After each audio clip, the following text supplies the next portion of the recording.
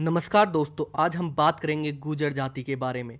अगर आप दिल्ली या उसके आसपास रहते हैं तो आपने हर जगह ये आवाज तो सुनी।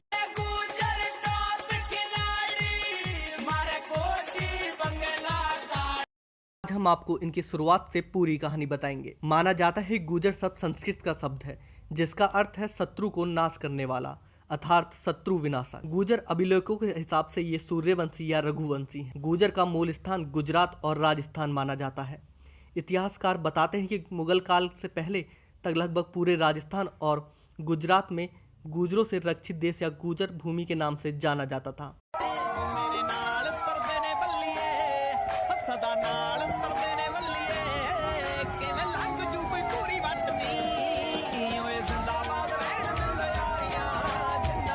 और इसकी स्थापना गुर्जरों ने ही की थी। भरूच का साम्राज्य भी गुर्जरों के अधीन था।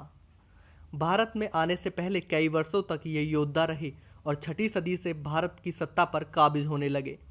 7वीं से 12वीं सदी में गुर्जर कई जगहों पर सत्ता में नाश करनिया गुर्जर का ना धरती पे इंसान रे, गुर्जर ने गुर्जर मारे या मारेगा भगवान रे। बिहार के पाल वंश से और महाराष्ट्र के राष्ट्रकूट शासकों से होती रही थी। 12वीं सदी में आने के बाद एक वक्त ऐसा भी आया कि प्रतिहार वंश का पतन होना शुरू हो गया और ये कई हिस्सों में बंट गया। गुर्जर समुदाय से अलग हुए सोलंकी, प्रतिहार और तोमर कुछ ऐसी जातियां प्रभावशाली हो गईं और राजपूतों के साथ मिलने लगी। अन्य गुर्जर कबीलों में बदलने लगे और उन्होंने खेती और पशुपालन का काम शुरू कर दिया। और फिर इतिहास में कुछ ऐसे ही बड़े गुर्जर नामों ने इन्हें ऊंचाइयों पर पहुंचाया। तेरे प्यो नु सिर पे चीच ना पई हो जिन्नी मेरे गड़गावा वाले गुजरां दी वोट वल्ले। राम बैसला जैसे पराक्रमी हुए जिन्होंने मुगल और जाटों को आगरा में ही रोक दिया।